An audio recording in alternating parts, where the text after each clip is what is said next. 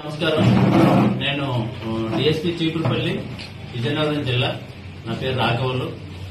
ఇక్కడ ఈ గొర్రెల మండలం జమ్ము అనే విలేజ్ లో ఒక ఇన్సిడెంట్ అయింది. అదేంటంటే ఈ దేవి నవరాత్రి సందర్భంగా 2 గ్రూపుల వాళ్ళు అక్కడ దేవి విగ్రహాలు ఏర్పాటు చేశారు. అది నిమజ్జనం సందర్భంగా 4వ తేదీ నాడు గొడవ జరిగింది. అక్కడ అల్లర్లు జరిగే అవకాశం ఉందని ముందస్తు సమాచారంతోనే మా ఎస్ఐ గారికి 10 మంది కానిస్టేబుల్ కి అక్కడ బందోబస్తు ఏమైంది. అయితే నిమజ్జనం సందర్భంలో నిమజ్జనం చేయడానికి ఎవరు ముందు వెళ్లాలని చెప్పేసి ఆ 2 గ్రూపుల మధ్య కొద్దిగా ఘర్షణ వాతావరణం ఏర్పడింది. వీళ్ళకి చెప్తే వాళ్ళు వెళ్ళమనండి, వాళ్ళకి చెప్తే వీళ్ళు వెళ్ళమని చెప్పేసి 2 గ్రూపుల వాళ్ళు వాదించడం జరిగింది.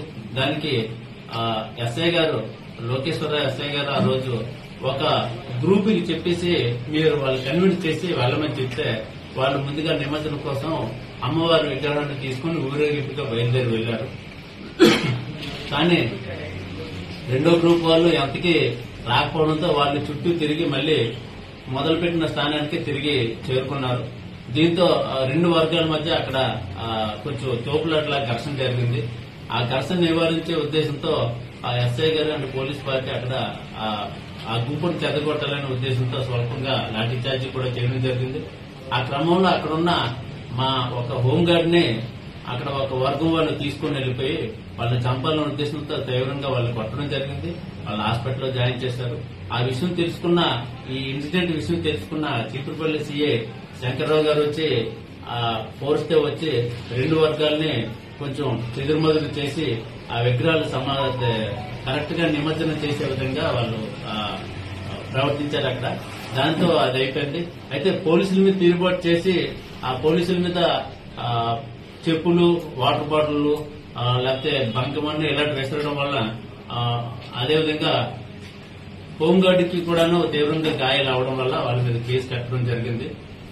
ఆ కేసు కట్టడంలో ఆ కేసులో ఉన్న ముద్దాయిలను అరెస్ట్ చేసే నిమిత్తం నిన్న రాత్రి, అంటే 5వ తేదీ రాత్రి ఆ శంకర్రావు సీఏ గారు, ఎస్ఐలు, సిబ్బంది వాళ్ళు అరెస్ట్ చేసే ఉద్దేశంతో ఆ విలేజ్ కి వెళ్లారు. ఆ విలేజ్ కి వెళ్తే ఆ విలేజ్ లో ఉన్న ఒక గ్రూప్ వాళ్ళు పోలీసుల మీద రాళ్లతోని, చెప్పులతోని, మిగతా దీంతో కర్రతోని దాడి చేశారు. దాడి చేయడం వల్ల పోలీస్ జీపు ధ్వంసం అయింది. సీఏ గారికి, అలాగే చీపురుపల్లి ఎస్ఐ దామోదర్ రావుకి, శివాని కానిస్టేబుల్ కి మరొక 2కి అక్కడ తీవ్రమైన గాయాలయ్యాయి. వాళ్ళు హాస్పిటల్లో చికిత్స పొందుతున్నారు. ఈ క్రమంలో కూడా సుమారు మళ్లీ 2వ కేసు కట్టడం జరిగింది. మళ్లీ రీఎన్ఫోర్స్మెంట్ చేసి అక్కడ సుమారు 20 మంది ముద్దాయిల్ని, ఇంక్లూడింగ్ ఈ గుర్ల నరసింహమూర్తి అని చెప్పేసి సర్పంచ్ ఉన్నారు ఆయనతో పాటు 19 మందిని మొత్తం అరెస్ట్ చేయడం జరిగింది. వాళ్ళు ఈ రోజు కోర్టులో ప్రవేశపెట్టడం జరుగుతుందండి. ఇట్లా తిరుగుబాటు చేస్తే ఎంతటి వారినైనా సరే మేము వదిలిపెట్టం. ఈ సమాచారం రాబోయే పంచాయతీ ఎలక్షన్లు జరుగుతున్నాయి. ప్రజల్లో ప్రభుత్వ వ్యవస్థల పట్ల తిరుగుబాటు చేసే ధోరణి ఉంటే అది చాలా చట్ట విరుద్ధం. కాబట్టి వాళ్ళని ఎవరినైనా సరే వదిలిపెట్టం. వాళ్ళని అరెస్ట్ చేసి రిమాండ్ పంపిస్తామండి. ఈ 2వ ఇన్సిడెంట్ మీద కూడా ఒక కేసు నమోదు చేయడం జరిగింది. అమాయకులైన ఒక వ్యక్తిని కొట్టారు, ఆయన హాస్పిటల్లో ఉన్నారు. ఏమీ లేదండి, నో ఇంజరీస్. డాక్టర్ గారిని ఒక వ్యక్తిని కొట్టారని చెప్పి అంటున్నారు. ఆ పోలీసులు లాఠీ చార్జ్ చేసే క్రమంలో అతని గాయాలు అయి ఉండొచ్చు. కానీ డాక్టర్ గారిని కన్సల్ట్ చేస్తే అతని మీద బయటకు కనబడి ఏ విధమైన గాయాలు లేవు, ఊరికే కావాలని హాస్పిటల్లో జాయిన్ అయ్యని చెప్పి తెలుసుకున్నాం. ఒక గ్రూప్ మీద లాఠీ చార్జ్ చేశారు ఎస్ఐ. మాకు అక్కడ 2 గ్రూపులని మాకు సంబంధం లేదు. మేము ఎవరినైతే వెళ్ళిపోమని చెప్పామో పోలీసు డ్యూటీ పరంగా వాళ్ళు పోలీసులు సహకరించి వెళ్ళిపోవాలి. వెళ్ళిపోకుండా తిరుగుబాటు చేస్తే ఎంతటి వారినైనా సరే వదిలిపెట్టేది లేదు. మాకు ఆ గ్రూప్ లేదు, ఈ గ్రూప్ లేదు. అక్కడ లాఠీ చార్జ్ అనేది 2 వర్గాల మీద ప్రయోగించడం జరిగింది, చెదరగొట్టడం జరిగింది. దానికి ఒక వర్గం వాళ్ళు పోలీసు వారి మీద తిరుగుబాటు చేసి దాడి చేస్తే ఊరుకుంటారా పోలీసులు? అంటే ఎట్టి పరిస్థితుల్లోనూ ఊరుకోవడం జరగదు. మహిళలను చూడకుండా ఘోరంగా మహిళల మీద ఎక్కువ లాఠీ చార్జ్ చేశారు. చూపించమనండి, ఎవరికైనా ఎక్కడైనా చిన్న ఇంజరీ అయిందన్నా. మహిళలను చూడకుండా కొట్టారన్నా. మహిళలు ఎవరిని కొట్టలేదు, మహిళలు ఇచ్చేయలేదు. కాకపోతే అక్కడ ఈ మోక తాగిసి మద్యం మత్తులో వాళ్ళు ఏం మాట్లాడుతున్నారో అన్రూలీ పర్సన్స్ వాళ్ళందరూ చట్టం అంటే ఏమాత్రం బొత్తిగా గౌరవం మర్యాద లేని వాళ్ళని మేము తప్పనిసరిగా దారిలోకి తేవాలి. అది ఎట్టి పరిస్థితుల్లోనూ చేసి తీరుతాం. మేము వల్గర్ లాంగ్వేజ్ వాడారు, అరెస్ట్ చేసే పద్ధతిలో వాడలేదు, నోటీసులు ఇవ్వలేదు, మూకుమ్మడిగా ఇల్లు మీద రాత్రి భయాందోళనకు గురి చేశారు. ఆందోళన చెందుతామని మహిళలు అందరూ వస్తారు. లేదండి, భయాందోళనకు గురి చేయడమే లేదు, అరెస్ట్ చేయడం అనేది మా ముఖ్యమైన విధుల్లో ఒకటి.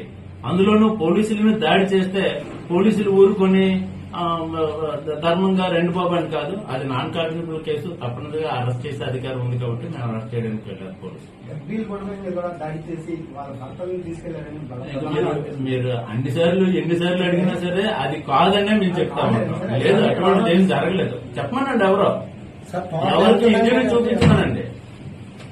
చిన్నదైన మేము పక్కా చట్ట ఎఫ్ఐఆర్ మొదటి కేసులో సుమారు 50 మంది, రెండో కేసులో కూడా సుమారు 5 మంది. అంటే అందరి పేర్లు తెలియదు, కొంతమంది పేర్లు మాత్రం ఇప్పటి వరకు ఎస్టాబ్లిష్ అయ్యాయి. మిగతా వాళ్ళ పేర్లు కూడా ఎస్టాబ్లిష్ చేస్తాం.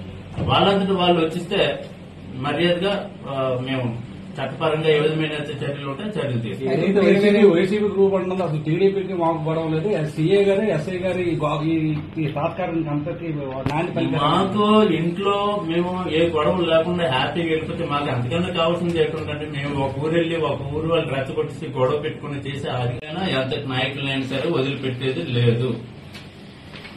సార్ ఇంకా రిమైనింగ్ ఎంతమంది అరెస్ట్ చేయవచ్చు?